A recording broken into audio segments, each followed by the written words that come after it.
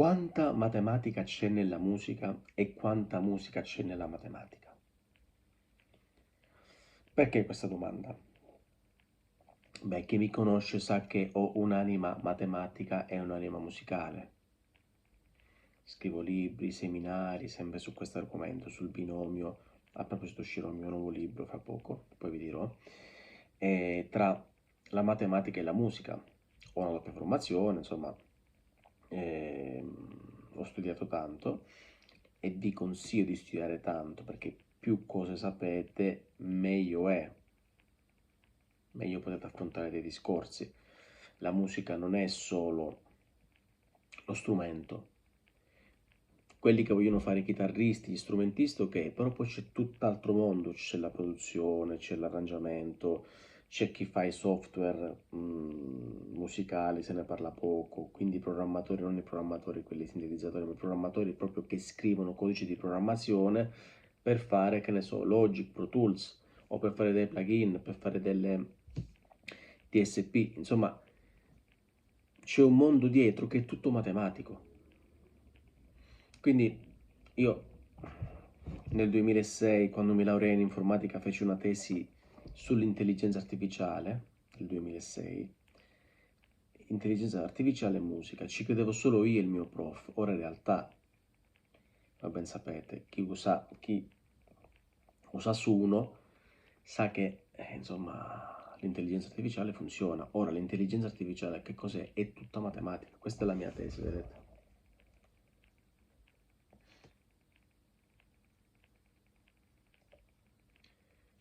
Tesi 2006, tanti ricordi a Bologna quando studiavo informatica.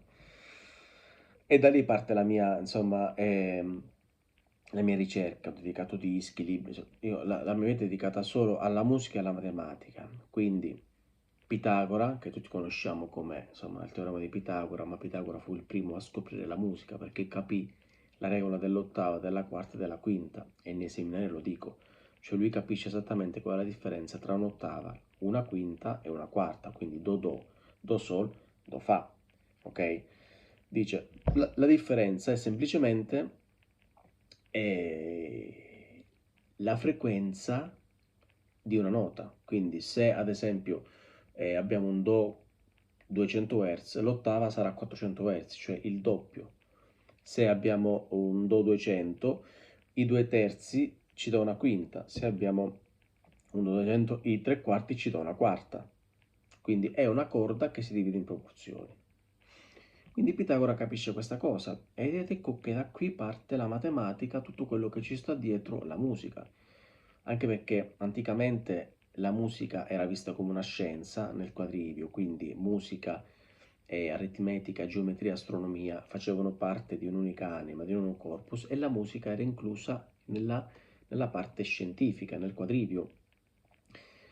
Poi si è spostata l'arte, insomma nel 1600 diventa più opera, con l'opera lirica, ma già nel 1200, 1100 così. Però oggi possiamo dire, la matematica è dappertutto, i sintetizzatori, i computer, l'autotune, i vari algoritmi che voi usate per, che ne so, Chorus, Flanger, tutto quello che usate nei vostri software, lì è tutta matematica. Quindi quando dicono la matematica c'entra, non c'entra niente, non è vero. La matematica fa parte della musica. Mitzler, un allievo di Bach, diceva che la musica è il suono della matematica. Certo, non è che quando suono penso alla matematica, ma noi inconsciamente facciamo dei calcoli, anche quando improvvisiamo, anche quando suoniamo, cerchiamo diversi pattern diversi. Insomma, c'è molta matematica, non è solo matematica, però c'è l'80%, il 90% è matematica, ragazzi. Ok? È fisica, è psicologia, oggi ancora di più è marketing, con gli algoritmi, insomma, Spotify, YouTube e tante altre cose, intelligenza artificiale che abbiamo già citato, però c'è tanta matematica. Vediamo qui, io cito, cioè pochi sanno per esempio che Keplero, Galilei, Newton e ci sono alcuni video in cui ne parlo, dove usano la musica per le loro scoperte. Pensate che Keplero paragona la sua terza legge, dove dice che il quadrato dell'orbita ok, della velocità dell'orbita di un pianeta è uguale al cubo dello spazio tra il Sole e il pianeta stessa, ok? Alla semiretta. Ecco, questo è un rapporto di 3 a 2. Ora, 3 a 2 lo troviamo anche in una quinta, la quinta musicale. Lo so, è un discorso strano, ma se andate a vedere un po' di storia della scienza e della musica, capite quanti parallelismi ci sono. Galilei, il padre di Galilei, Vincenzo Galilei, ha fatto delle scoperte fondamentali. In diversi video ne parlo. Newton dice di aver capito la forza di attrazione gravitazionale grazie alla scoperta della musica delle sfere di Pitagora. Insomma, questo parliamo di matematica prima del 1600, ma poi, ecco, abbiamo tutta la sezione, sto guardando l'indice del mio nuovo libro che sta per uscire, tutta la parte dell'acustica. L'acustica, ragazzi, è tutta matematica, tutta fisica. Una chitarra viene studiata in modo tale da poter sfruttare i propri armonici, un violino, un pianoforte, pianoforte meccanico, insomma. Poi se passiamo ai pianoforti digitali, al MIDI, nel MIDI c'è tutta informatica, i MIDI sono dei messaggi di protocollo, sono dei bit che, insomma, che sparano quando premo la tastiera, gli arriva al software un messaggio, una serie di bit e codificano il messaggio. Cioè, vedete quanta matematica, informatica c'è? Matematica, io uso matematica per dire ehm, la radice, ma poi si sviluppa nelle diverse scienze, informatica, fisica, insomma. L'algoritmo MP3 che oggi forse quello più usato è AAC, che è l'algoritmo di compressione un po' più avanzato, che usa anche Spotify, ma l'MP3, che dovreste sapere tutti cos'è, nasce da un procedimento matematico grazie a un altro fisico che si chiama Fourier. Scusate. Insomma, c'è tanta matematica, poi che ne so. Ah, per non parlare poi dei computer che hanno fatto la storia della musica, il Commodore 64, il famoso SID, che era un piccolo processore che si trovava nel Commodore 64 che permetteva di fare musica.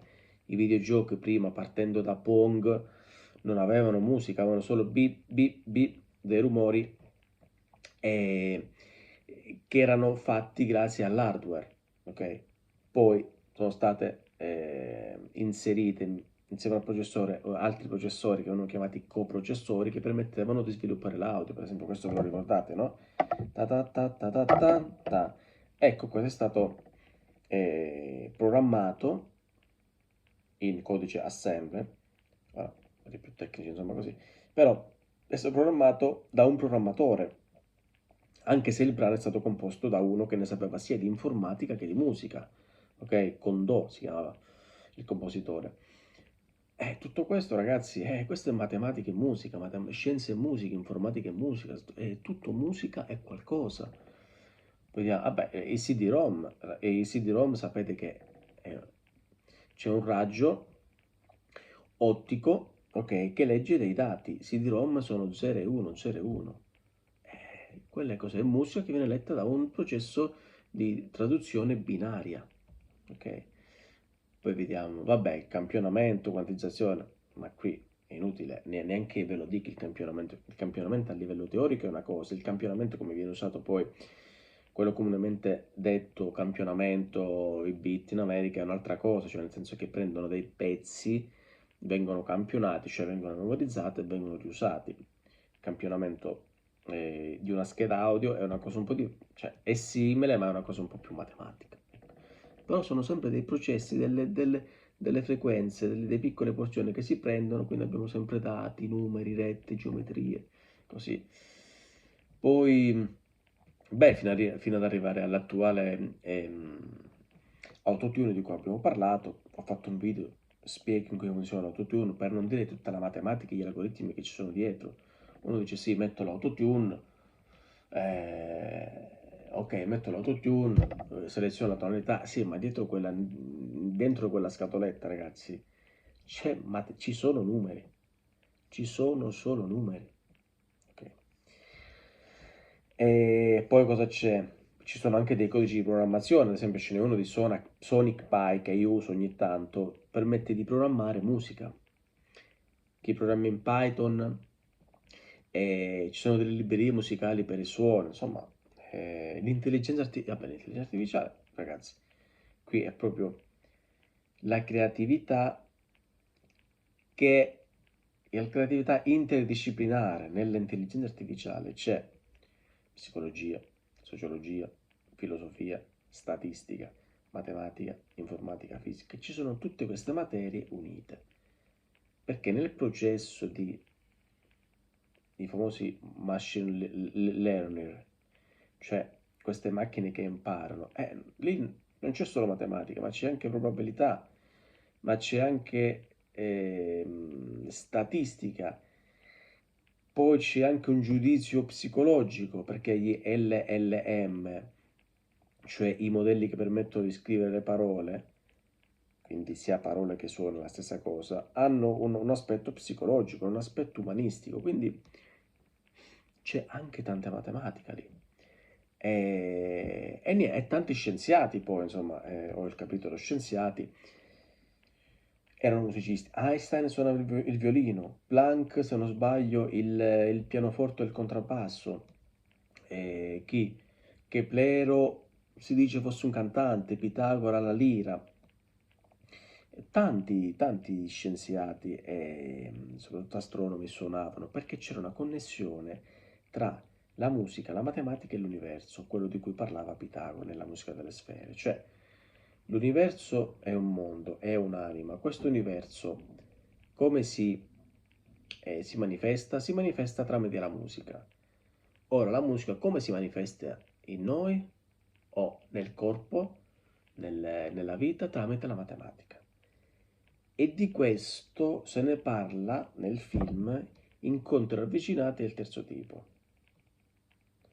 Vediamo se c'è qualche altra cosa che volevo dirvi.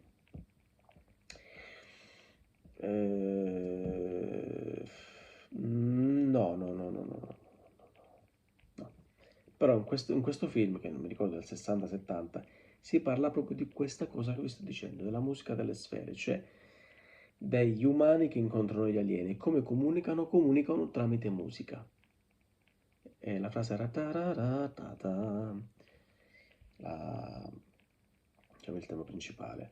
Però questa musica era fatta di matematica. Lo so, è stato un po' lungo questo video, spero di non avervi annoiato, però riflettete su questa cosa, perché insomma non esiste solo la musica, non esiste solo la chitarra, ma esiste anche un mondo dietro che è affascinante e che vi permette di lavorare, ragazzi. Ho degli amici laureati in informatica che lavorano nel mondo dell'audio, quindi programmano software. Non è male, no?